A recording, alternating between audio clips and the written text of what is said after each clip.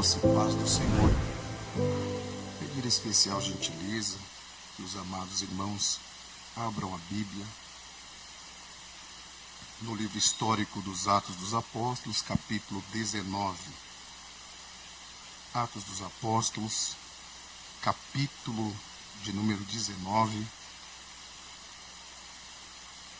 Esse barulho é lindo, né? O barulho da Bíblia sendo folheada. Não é verdade, pastor Daniel? Louvado seja Deus pela vida do pastor Rael. Não é tarefa fácil para um obreiro falar a palavra diante do servo de Deus e desses briosos servos de Deus aqui na Santa Tribuna. Eu cumprimento ao pastor Felipe e ao pastor Daniel, falando em nome de vocês. Eu cumprimento aos demais obreiros. E eu vejo duas coisas aqui tão maravilhosas. A primeira é uma velha guarda, a quem eu quero prestar minha continência. Se Deus for muito bom comigo, eu ainda vou passar onde os senhores de cabelo branco já passaram. Então não é desejo nosso exortar ninguém excessivamente. De verdade, se eu pudesse, estaria sentado para ouvi-los, devido à experiência que os irmãos carregam. E também notar os jovens obreiros que o pastor Rael tem tido a sensibilidade de investir. Isso é tão maravilhoso. Que Deus continue abençoando e prosperando. Eu trago um abraço do meu muito digno pastor, o reverendo pastor Moisés Martins. Nós congregamos ali na cidade de Santo Amaro da Imperatriz. Ela fica ao lado de Florianópolis. Quando você for à capital, vá tomar água de coco conosco, comer um peixe com camarão. Vai ser uma bênção poder recebê-lo, como usam fazer os santos. Amém? Pastor Moisés é mais conhecido, apesar de ser presidente da nossa igreja, pelo trabalho do bom samaritano, a vigília ali. E nós temos servido a Deus no campo, como servo de Deus na área das missões, coordenando esse departamento por misericórdia de Deus. As irmãs estão aqui e eu vou aproveitar para, na ausência da minha esposa, trazer um abraço da doutora Gisele Freitas Cardoso. Eu gosto de falar o Cardoso só para falar que eu passei para o meu nome, viu? Deus abençoe. Eu vim a trabalho e estava numa reunião da empresa. O pastor Daniel viu meu status.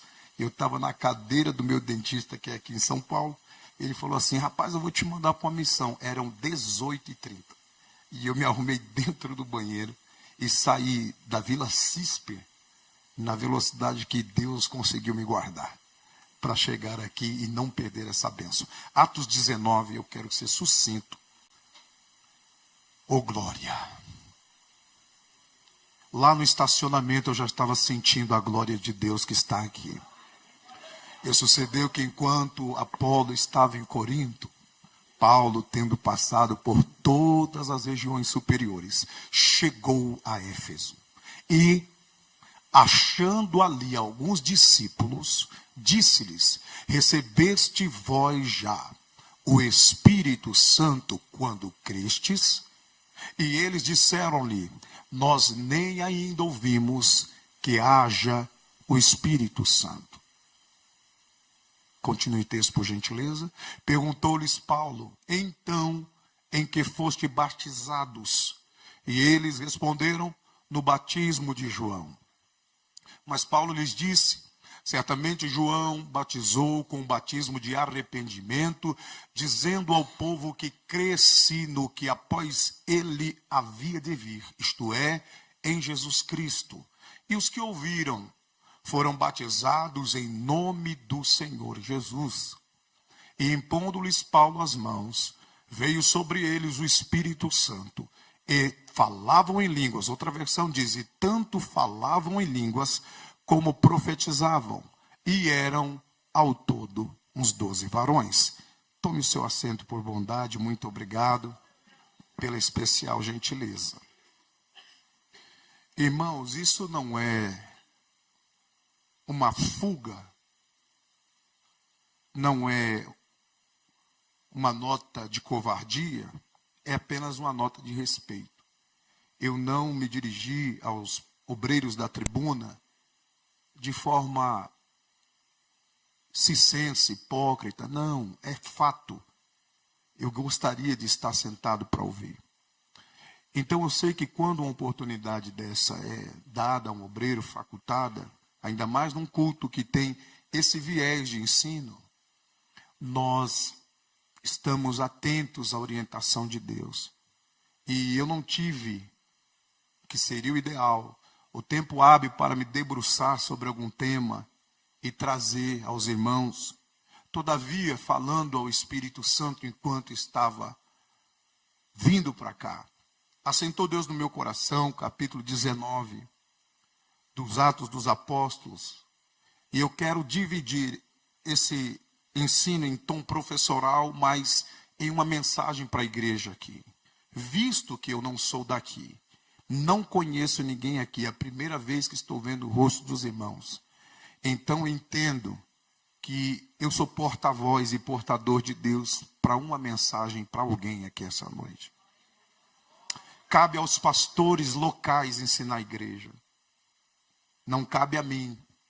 Eu não tenho essa autoridade, mas debaixo da autoridade do anjo da igreja, pastor aqui responsável, eu fiquei pensando, vindo no carro, sobre o cuidado do apóstolo. Você sabe que Paulo, empreendendo as viagens missionárias, essa aqui é a segunda vez que ele vai à cidade de Éfeso. Ele já tinha estabelecido um jovem casal, Áquila e Prisca.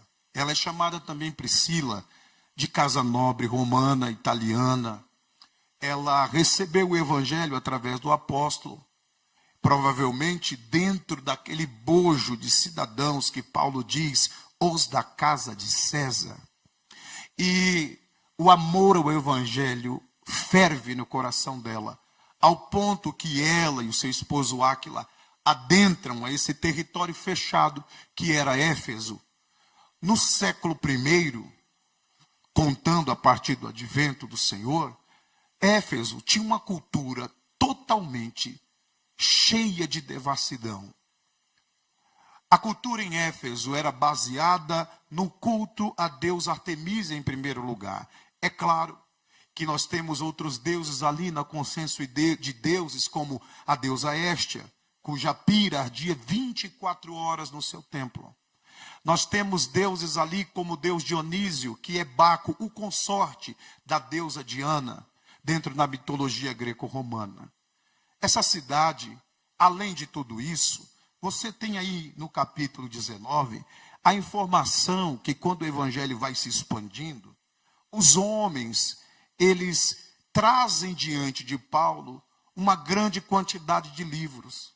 Se não me foge a memória, 50 ciclos de prata pesou a quantidade de livros, ou era a valia dos livros, de tantos livros que eram. E livros, segundo a informação de Lucas, livros de magia, de ocultismo. Lucas é alguém muito especial para falar sobre esse tema, porque ele vai utilizar a palavra do grego koiné para feitiçaria, a mesma que é utilizada por Paulo em Gálatas no capítulo 5 e 20, listando os frutos da carne e falando de feitiçaria, o termo farmaqueia, da onde vem a nossa palavra farmácia, para falar das feitiçarias. Ele está falando então de fórmulas que as pessoas acreditavam curar, acreditavam exorcizar espíritos imundos. É sobre isso que esses livros tratavam. Ocultismo tenebroso naquele lugar. E você sabe que o autor desse livro, Lucas, ele cresce, é o único autor não judeu da Bíblia. E ele cresce na casa de Diodoro, procônsul de Antioquia. Pastor Rael, ele era grego, filho de Íris e Enéas. Ele tem uma cultura vasta, porque todo grego é amante da filosofia. E Enéas, o seu pai, era o bibliotecário particular desse homem chamado Diodoro, procônsul, onde ele cresce.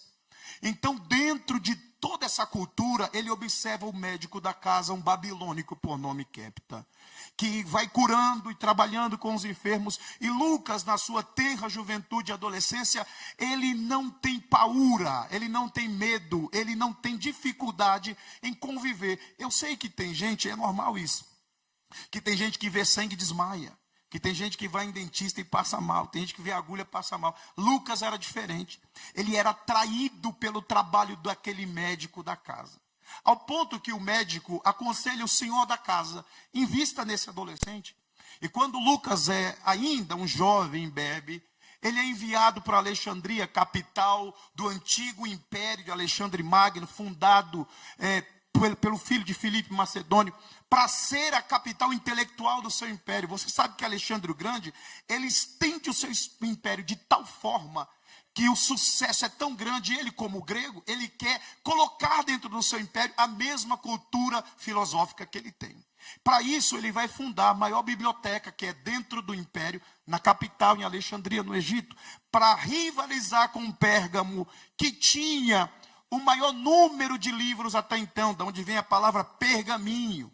E daí, Alexandre, fundando esse centro cultural, ele recebe estudantes de todas as partes do império. Lucas é um que vai estudar medicina. Formando-se em medicina, ele volta para se doutorar lá na Itália. E cuidando da guarda pretoriana, uma guarda que era composta por 16 mil soldados a serviço do imperador, os soldados de elite, o BOP daquele exército. Ele vai pregar para alguns soldados.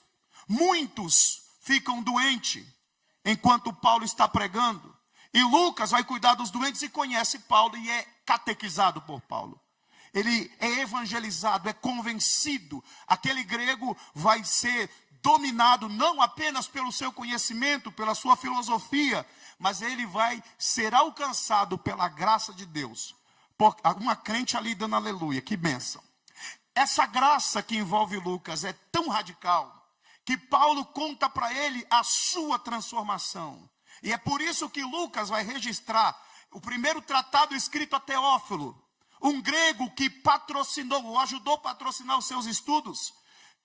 O primeiro tratado, ele fala das coisas que Jesus começou a fazer e ensinar. E aí nós temos o Evangelho de Lucas. O segundo tratado, Atos dos Apóstolos. Do capítulo 1 ao capítulo 3, nós temos um protagonismo de Pedro, o primeiro pregador pentecostal. Quando nós chegamos no capítulo 9, é uma divisão, porque é ali que Saulo encontra com o Senhor no caminho, na estrada indo para Damasco, perseguir crente. Perseguir aqueles que até então não tinham nenhum nome de cristão, eram chamados a seita, os do caminho. Essa era a determinação. Só em Antioquia eles são chamados de cristão a primeira vez. E aí Paulo perseguindo-os, porque para ele são uma seita, e zeloso como era, perseguidor como era, ele vai ao encalço daqueles seguidores de Jesus. Mas cai no meio do caminho. Uma luz raia no meio do dia. E ele ouve uma voz. Eu gosto, ô glória, de um detalhe do texto. Ele diz, todos viam uma luz, todos viam. Mas só ele ouvia uma voz. Porque não basta ver, tem que ouvir. E esse problema de ouvir é tão sério que Paulo fica martelando com isso, com o seu pupilo. Ele vai escrever na sua segunda missiva ao jovem pastor de Éfeso, que o substituiu mais tarde, o irmão Timóteo. Ele vai dizer assim, haverá um tempo que eles não suportarão a sã doutrina, mas terão como comichão nos ouvidos. Essa palavra comichão aqui, que neton no grego koiné, ela quer dizer coceira. Outra versão mais antiga traz coceira nos ouvidos. Coceira.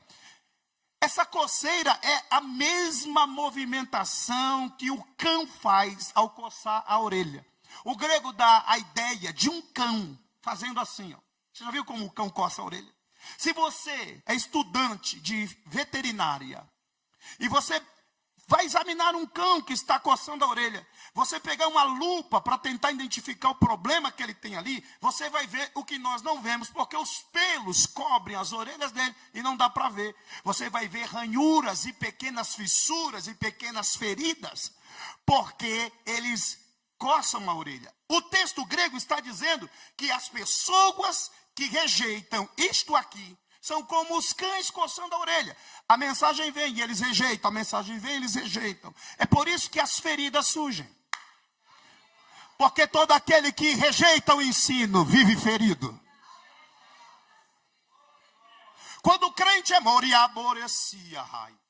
quando o crente é maduro, ele não se constrange em ser exortado. Eu disse exortado, exortação não é humilhação, porque tem gente que usa do autoritarismo para dizer que está exortando.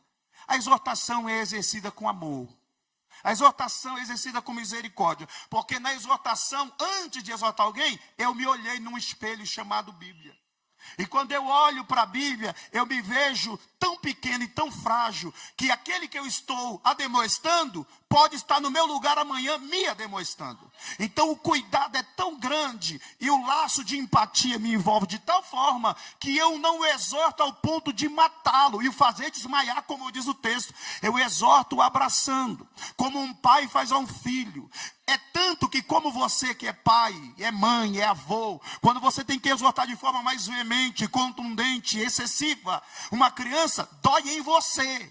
Porque você não quer ver, aleluia, a paga da exortação sobre aquele filho. Assim é o nosso Deus. É por isso que o escritor aos Hebreus vai dizer, ele só exorta aquele que ele tem como filho. Quem é filho aqui?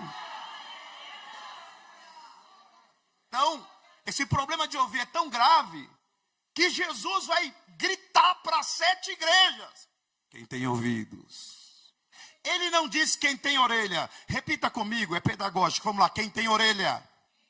Desanimador, que preguiça, hein, meu? Vamos lá, quem tem orelha? Ouça. Foi isso que ele falou? Porque a orelha é o órgão externo. O ouvido é a capacidade de ouvir deste órgão externo. E o ouvido é a porta da alma. Porque por causa daquilo que você ouve, porque o crente ele come pelo ouvido. É ou não é? Você não está se alimentando pelo ouvido? Pois é. Então, ele está falando assim, não é quem tem orelha, porque tem muito orelhudo. Não ri não, Daniel. Tem muito orelhudo que, glória, que o marido fala, que a esposa fala, ele não ouve a mulher, ele não ouve o marido. É ensino, aí já mudou o negócio. Não ouve a mulher, não ouve o marido, não ouve o pai, não ouve a mãe, não ouve o líder, não ouve o pastor, não ouve ninguém, porque ele tem orelha. Mas você terça-feira está aqui nesse frio porque você tem ouvido. Quem tem ouvido, ouve. Diga glória. Então, esse problema é recorrente sobre ouvidos. Paulo vai exortar Timóteo. E a gente volta aqui para Éfeso. Quando Paulo chega lá, ele vê essa cena em glória. De um território dominado por idolatria. Quando chegava assim, Éfeso, você ficaria... Eu não sei quem já foi em Dubai aqui. Alguém já foi? Pois é, vá. Você não vai se arrepender. Pense em um lugar que foi feito para a concupiscência dos olhos, é Dubai. Eu andava ali, eu ficava assim, nenhum lugar que eu fui, chega perto de Dubai, nada. Aí eu falei assim, não pode ter um lugar melhor do que bonito que nem esse aqui, cidade não tem. Fui para Abu Dhabi, mais bonito ainda. Eu entrei num palácio lá, que o chão tinha ouro, o teto tinha cristal. E eu me lembro que eu fiz uma história e falei assim, crente, lute para ir para o céu, porque se esse negócio é bonito desse jeito, imagina o céu. Eu estive na 3ª maior mesquita do mundo, e lá, o sheik que mandou construir, ele não poupou dinheiro. Ele falou, não quero saber quanto é. E olha a frase, eu quero glorificar Alá com o meu dinheiro. Não dê glória não, pense. Eu quero deixar um legado que eu construí. Aí fala assim, caramba, a palavra estava boa, agora o diabo chegou. Escuta, deixa eu falar uma coisa para você. Te enganaram quando falaram que Deus quer o teu melhor. Te enganaram. Deus não quer o meu melhor. Deus quer o meu tudo. No nosso caixão não vai ter gaveta. Nós não vamos levar nada dessa terra. Se você tenha para patrocinar o reino de Deus. Eu vi o amor daquele homem. Vou falar. Tem corintiano, que Deus o perdoe, tem corintiano que consegue pagar numa camisa do Corinthians R$600. Vamos fazer aqui agora um desafio, irmão. Vamos dar R$600 de oferta, todo mundo aqui. Vai ter que falar, está endemoniado. Endemoniado está você que paga uma camisa do Corinthians. Vai lá para aquele negócio, um jogo lá da Libertadores. Não sei quantos mil. E ainda tem um corintiano guardando o carro. Se você não pagar, ele quebra teu carro. Uma água que é R$5 aí na rua, lá é 15. Aí o cara dá que nem sente. E diz assim, eu amo Jesus. Não, tu ama eles. O macumbeiro ama o diabo. Porque eles matam um porco, eles matam um boi. Eu estava entrevistando uma moça que eu ganhei para Jesus. Ela falou assim, pastor Cardoso. Falei, fala. Ela falou assim, ó. Um trabalho que eu fazia para colocar o nome de alguém na boca do sapo. Eu cobrava barato. Falei, quanto que é? R$600. Foi sangue de Jesus. Ela falou, não, mas quando é na boca da cobra, é 3 vezes mais. Eu falei, tem gente que põe na boca da cobra. Ela falou, falta cobra. Eu falei, é mesmo, irmão. Pastor, tempo que eu ganho dinheiro é tempo de política. Tem político que dá milhões. Artista que dá milhões. Pessoas que dão milhões para destruir um casamento, uma vida. Escute isso. Éfeso estava totalmente tomada por feitiçaria, por ocultismo. Se você chegasse lá, eu falei da beleza arquitetônica de Dubai, só para falar para você. Lá tinha uma das 7 maravilhas do mundo antigo, que era o templo erigido à deusa Diana. Ficava no alto de uma planície e o terreno era o triplo do terreno do Partenon.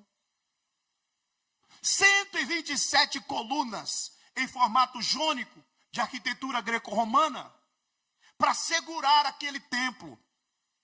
Argamassa? Não, senhores. Ouro derretido nas paredes. Prata, madeira lá, ébano, uma madeira negra que resistia às intempéries do tempo e a maresia, porque o Maigeu está aqui embaixo. Aí tem uma escadaria, com não sei quantos degraus para chegar lá no topo. E quem é que subia para esse templo? Os marinheiros. Onde tem marinheiro, onde tem navio, onde tem porto, tem o quê? Prostituição. Dentro do templo da deusa Artemis, 1000 prostitutas cultuais, todas meninas que se ofereciam de forma voluntária a sua deusa, que é a deusa da fertilidade. Porque na base encefálica delas, elas estavam adorando a Diana. Dentro daquele culto chamado bacanal. Bacanal aqui no Brasil se tornou uma palavra de cunho pejorativo. Todavia, ela emerge da semântica do nome do deus Baco, que é Dionísio, o deus da caça e do vinho, o consorte da deusa Artemis. Então o culto bacanal é o culto secreto, onde serviam vinho e libação e celebração ao deus Dionísio. Então, imagine só, bebedeira e moças dispostas a entregar a sua vida à prostituição. Imagine, é um sucesso para quem não é crente um negócio desse. O culto a Diana se expandiu pela Mísia, pela Ásia Menor, se expandiu por toda a Europa, era um colosso. Quem já foi à Aparecida do Norte aqui? Alguém? Alguém já foi? Conhece lá? Pois é, eu já fui. E quando eu cheguei lá, eu pensei que estava chegando em Éfeso, porque também tem uma basílica consagrada à deusa. Todo o comércio da cidade gira em torno daquela deusa, assim como o comércio girava em torno daquela deusa. Bonecas de todo tamanho. Existia uma confraria. O dono e o chefe da confraria era um grego chamado Demétrio. Você lembra dele? Ele prendeu 2 missionários, Gaio e Aristarco, que começaram a pregar e a incomodar o diabo. Levaram-no para o anfiteatro e fizeram uma pressão psicológica, cantando a música que era cantada na procissão da deusa. Megas Efésia Diana, grande é a deusa Diana dos Efésios. Cantaram isso por espaço de quase 3 horas e meia. Aí um crente em Jesus, da maior igreja pentecostal do planeta Terra, tem que ouvir um pregador dizer, levante a mão, vire para o seu irmão. Tem que ver pregador rebolar, dar pirueta, fazer qualquer coisa, para dar glória a Deus. Não dê não, só dá glória a Deus quem tem consciência de quem é Jesus na sua vida.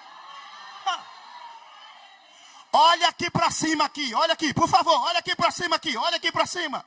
Ô glória, e não deixe a sua atenção vagar. O fogo começa no altar de Deus. Mas nós estamos ficando, sabe como? Mal acostumados. Achamos que a igreja é um lugar de disputar quem tem a melhor oratória, a melhor homilética. Aí os bobos ainda ficam anotando. Eu quero ver onde está o erro. Eu quero ver. Você pode procurar como quiser. Eu não vim ser aprovado por homens. Eu vim com uma mensagem de Deus dizer: nós precisamos de um avivamento verdadeiro, genuíno, vibrante, que queime a nossa alma. Se você puder erguer uma das mãos. Erosibrio Famiose midio fare cominici. Premissio dergio sombri endri a fa. Nós não precisamos de mais missivistas, de mais teólogos, de mais comentaristas. Temos isso aos montões. O que nós precisamos é de um choque cultural verdadeiro pentecostal. Por quê? Porque já há no nosso meio quem está censurando em homens e mulheres que falam em outras línguas. Já há no nosso meio pessoas, eu quero colocar um apelido neles, bombeiros espirituais, que já estão preparados para dizer: não pode profetizar, não pode se alegrar, não pode adorar. Eu vim como trombeta de Deus para dizer o que Paulo repetiu à igreja em Tessalônica: não amarrem o Espírito Santo de Deus. Glória a Deus. Eu estava pregando em Barcelona e desci para Tarragona, porque alguém falou: pastor, se eu tenho que chegar aqui em Tarragona. Eu cheguei lá e vi uma estátua do irmão Paulo. O irmão Paulo estava assim em cima de um palanquim, aquela veste característica do judeu, alparca, um nariz de coxinha, coisa de judeu, aquela sobrancelha grossa, careca, desse tamanico aqui. Aí os caras começaram a falar a história. Por que tem uma estátua dele de Tarragona lá? Por que tem? Porque ele chegou lá.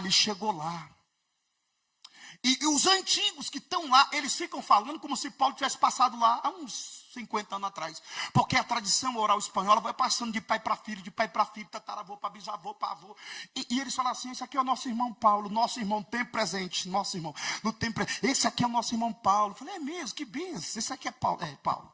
Deixa eu contar uma coisa, pastor. Era tanto demônio aqui nessa ilha, era tanto capeta, era confusão. Só tinha feiticeiro, macumbeiro, malandro, marginal, só tinha doido. E aí, Paulo chegou aqui no porto. Chegou com os 2 crentes aí, não falava nem a nossa língua aqui. Só que é o seguinte: o prefeito estava doente. Ele levantou a mão, o prefeito foi curado. Aceitou 1, 2, 3, 4, 5. Vou ficar até alguém da glória. 1, 2, 3, 4, 5. Até aqueles ali da glória. 1, 2, 3, 4, 5. Toda a cidade foi revolucionada. Porque onde chega um homem cheio do Espírito, estou sentindo graça. Onde chega uma mulher cheia,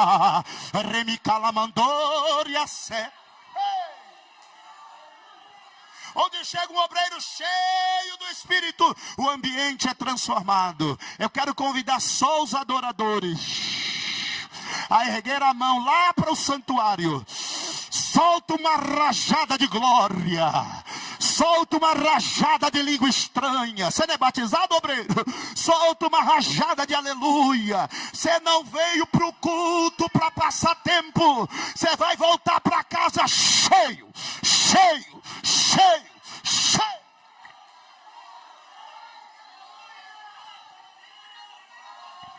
Isso, ó que velhinho cheio. Eita glória.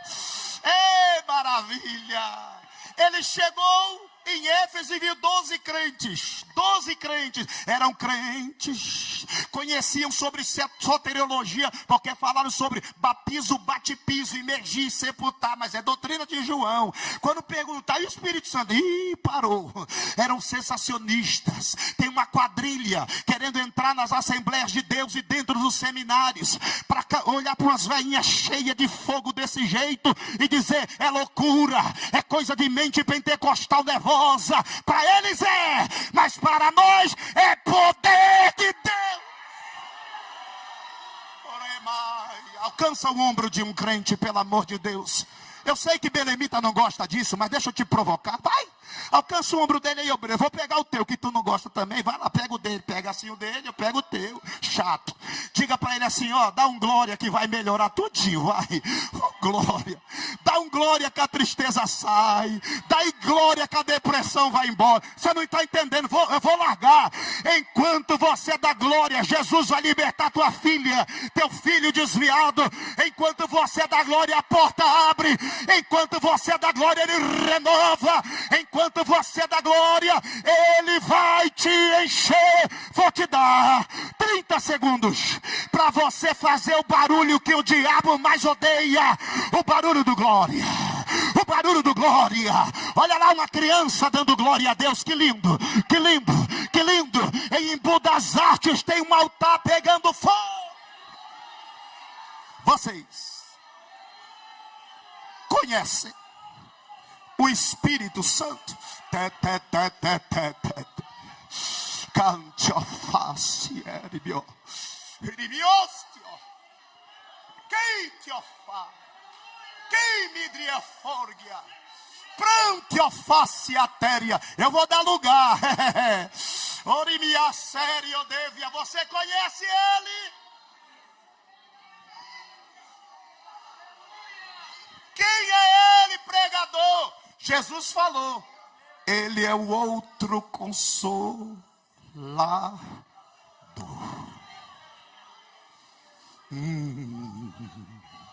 Vou de novo, para ver se você melhora esse glória. Com força, hein? Ele é o outro consolador. Te trouxe aqui para te consolar. Te trouxe aqui para dizer porque chora. Teni que eu faço isso. Porque tu derrama essas lágrimas, me adora que eu estou na casa. Orimiácio devaio. Pastor, fala difícil que eu sou belemita. Fala, pastor, que eu gosto de teologia, então tá bom. Alhos paracletos. O paracletos, você sabe que era a figura do advogado. Paracletos. Ao lado de alguém, para birrogar a sua causa. Aí Jesus diz assim, alhos paracletos. Ele não falou homos paracletos, ele fala alhos. Hétero só serve para gênero masculino e feminino. Mas alhos não, é para mostrar o igual dentro dos diferentes. Meu Deus, eu pensei que você ia dar glória, eu vou repetir. Ele é igual dentro dos diferentes. Jesus está dizendo, eu vou mandar outro. Mas esse outro, ele tem o mesmo tamanho, o mesmo poder, a mesma graça, a mesma glória, a mesma vitória. E tem uma coisa, e tem uma coisa, e tem uma coisa, e tem uma coisa. Ele não vai morar do teu lado. Ele vai morar dentro. Eu vou ficar no dentro até. Olha lá, tem um vaso ali. Dentro, tem outro vaso ali. Tepa, orebacandará. Fica de pé dando glória, porque eu quero ser prudente com o meu horário. Vai!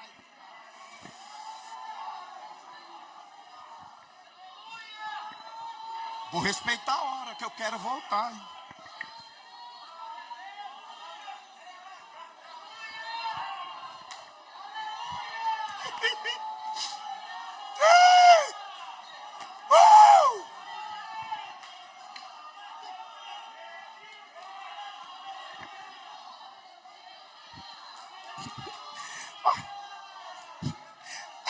Eles ficam doidos com essas velhinhas do coque, cheia do Espírito Santo. Irmão, quer que eu te fale? É daquele tipo que você já sabe onde ela senta, já sabe que não vai faltar culto. Não é? É glória. Porque ser crente não é pregar bonito, não é falar bonito. E tem uns paspalhos, eu vou bater, que é culto de doutrina, pode bater, não pode? Então, tem uns paspalhos que só aparecem no domingo. Aí é uma técnica vocal bonita, né? No nasal a voz bem impostada, sabe fazer melisma, belt. Vai cantar, você não sente nada. Aí vem uma neguinha, cabelo pichain, nunca fez uma aula de canto. Pisa aqui, o fogo sobe, a glória desce e diz, eita! Porque a pergunta de Deus para a nossa geração é: conhece os módulos gregos? Conheço. Conhece a Bono, ABC? Conheço. Conhece a escala cromática? Conheço. Você conhece o Espírito Santo? Fiz teologia, estou fazendo mestrado, doutorado.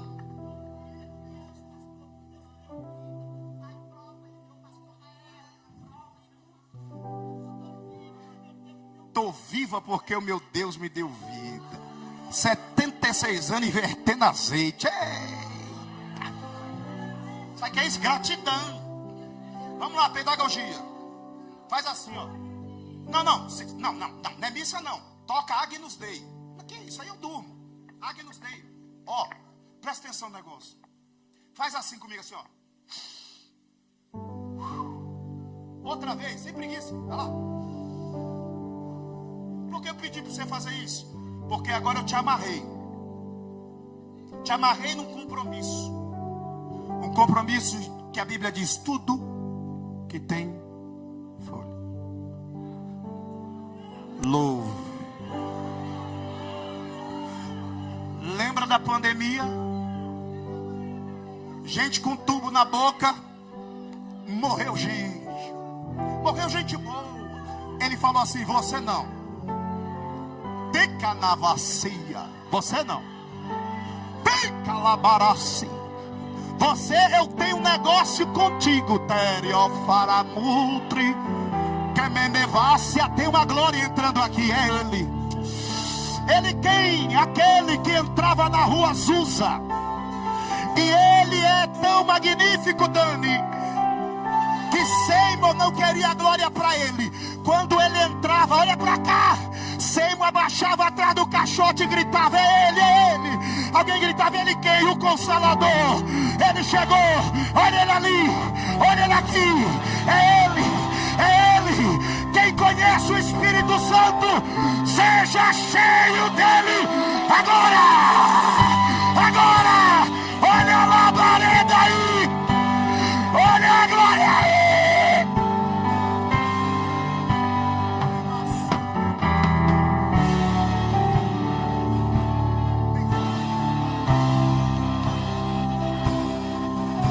Pega na mão de um crente agora, pega na mão de um crente.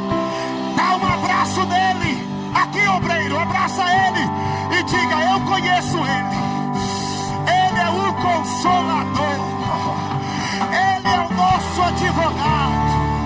Ele é o nosso amigo.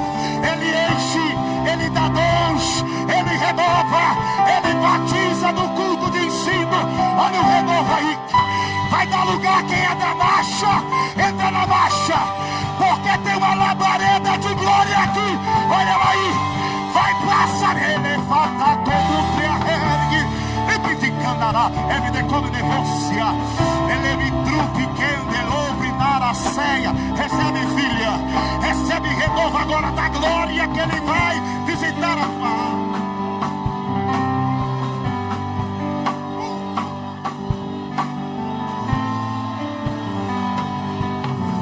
Ele tomou conta da casa. Orimitéria, Faraconde, Remia, Oriabaia, Xé, oh glória, segura.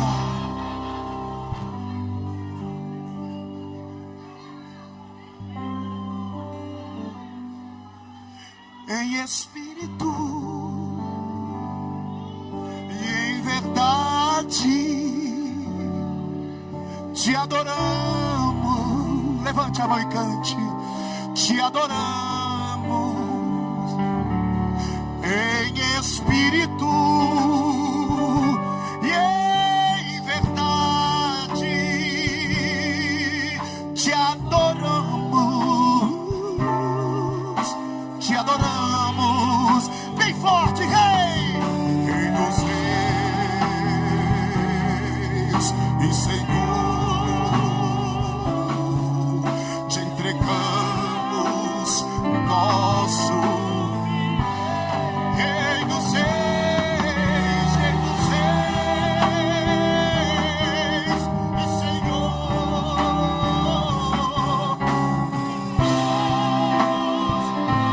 Se você tem mão, levanta elas e cante pra te adorar, ó Rei dos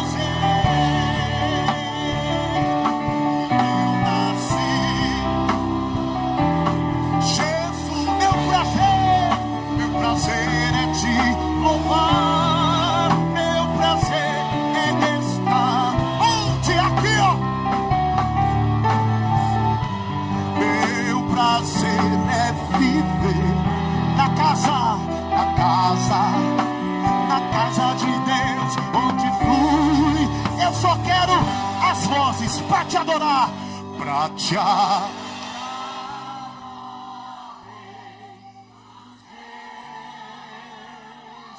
Porque eu nasci, ó Rei Jesus.